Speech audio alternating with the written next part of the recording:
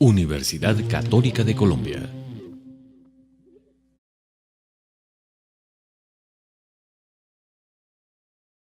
El mayor representante del psicoanálisis es Sigmund Freud.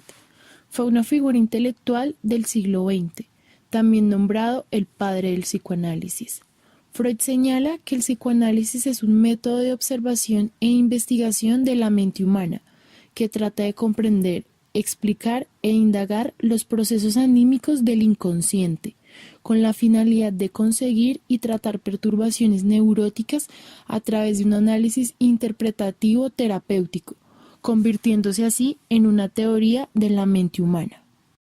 El psicoanálisis se gesta en 1892 y 1960 como disciplina científica psicológica, construida a partir de una serie de conocimientos o construcciones axiomáticas metapsicológicas, obtenidas mediante un método de investigación de los procesos anímicos del inconsciente de la mente y un método terapéutico.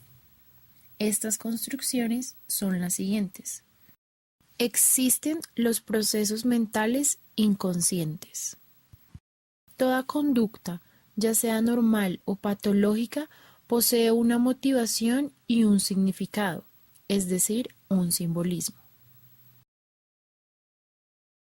Ninguna conducta ocurre al azar, sino que está condicionada por factores de la estructura mental individual, sus modos de funcionar, tales como los impulsos, deseos, mecanismos de defensa, de adaptación y sus conflictos.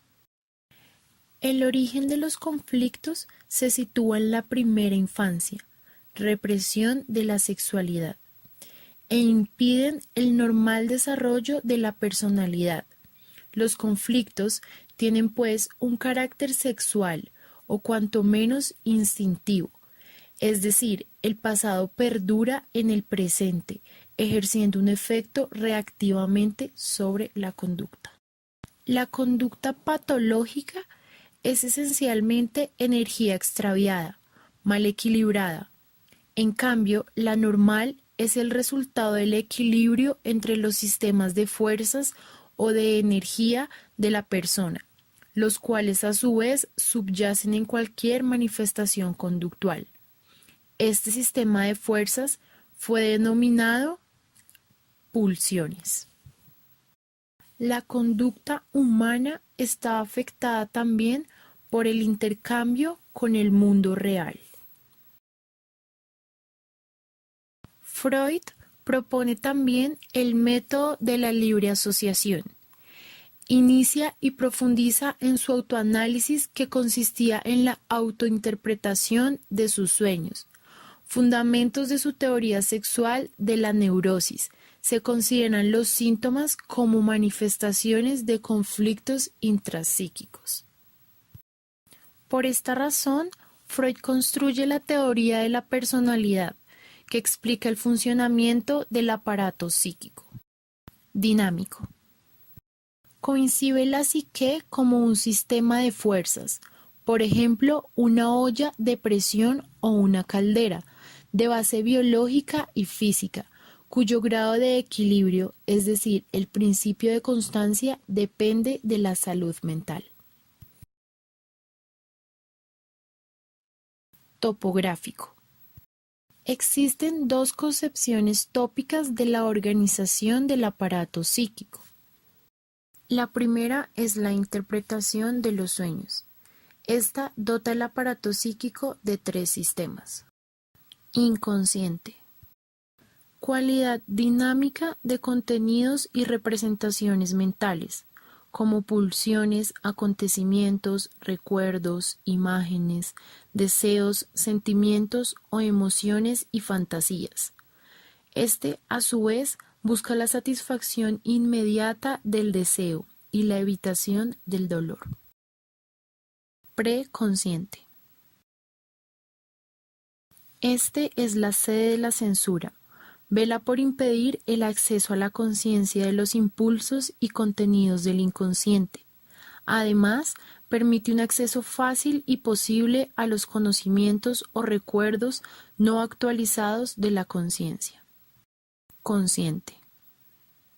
Contiene la percepción motriz, sensaciones externas e internas, el momento del aquí y el ahora. La segunda concepción tópica de la organización del aparato psíquico es la estructural. Esta concepción es la estructural de la personalidad, conflicto de Edipo o intrapsíquicos. Es una estructura u organización dinámica interna de sistemas psicofisiológicos que aseguran un ajuste particular respecto al entorno. Está compuesta por 3 elementos. El ello. Sus características es impulsor, egoísta y amoral. Se rige por el principio de placer inmediato y los contenidos inconscientes.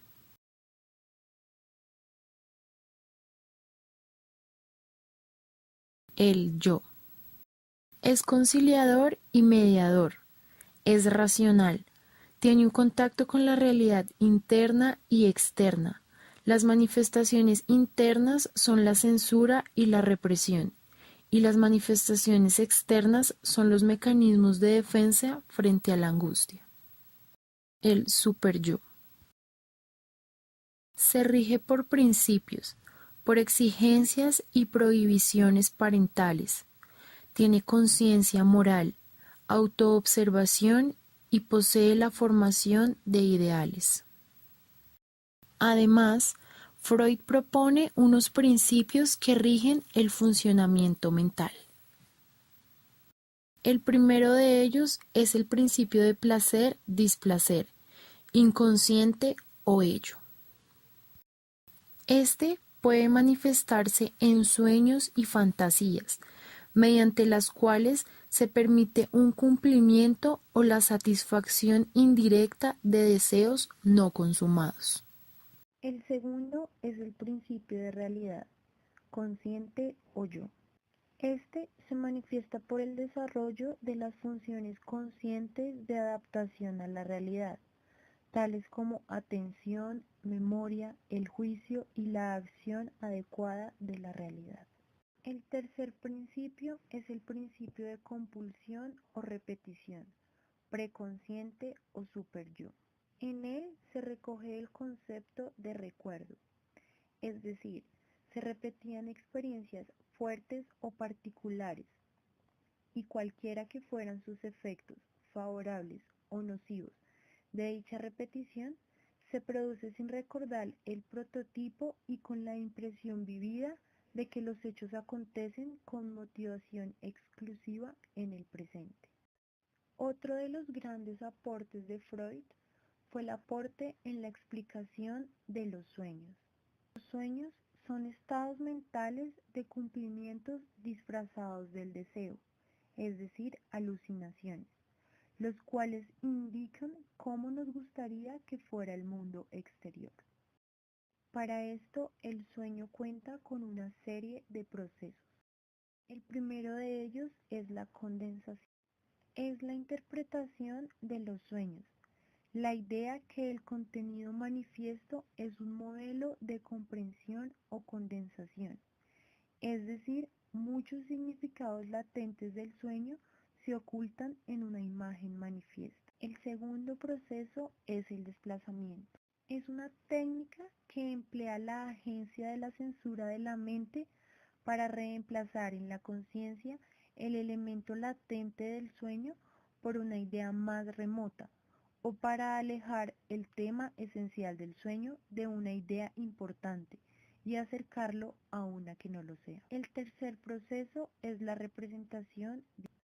Este consiste que dentro del trabajo de sueño, la conversión del pensamiento abstracto de un sueño debe ser una imagen visual concreta. Y por último, se encuentra el proceso de revisión secundaria. Es el proceso mediante el cual se reconstruye o se da forma a un sueño en un todo coherente a partir de elementos fragmentados y caóticos. Por último, consideramos importante resaltar que el psicoanálisis puede ser de gran ayuda en distintas situaciones. Por ejemplo, a quienes sufren de estado crónico de ansiedad o tristeza, a quienes luchan contra obsesiones o temores irracionales, a quienes padecen inhibiciones en el terreno sexual, laboral o social, a quienes presentan conductas adictivas como alcoholismo, farmacodependencia, etc., a quienes padecen alguna de las llamadas enfermedades psicomáticas, como neurodermatitis, úlcera péptica, colon irritable, hipertensión arterial, entre otras. A aquellas personas que no logran sentirse satisfechas por sus logros o fracasan repetidamente en su proyecto de vida, se ven atrapadas una y otra vez en relaciones, han visto obligados a replantear su visión del mundo y de sí mismos a raíz de una crisis vital, como lo es un divorcio, un cambio de profesión, la muerte de un ser querido o el nacimiento de un hijo. A quienes desean investigar en sí mismos el funcionamiento de la mente humana y sus motivaciones inconscientes. Además, es indispensable contar con un gran interés en conocer el propio mundo interno.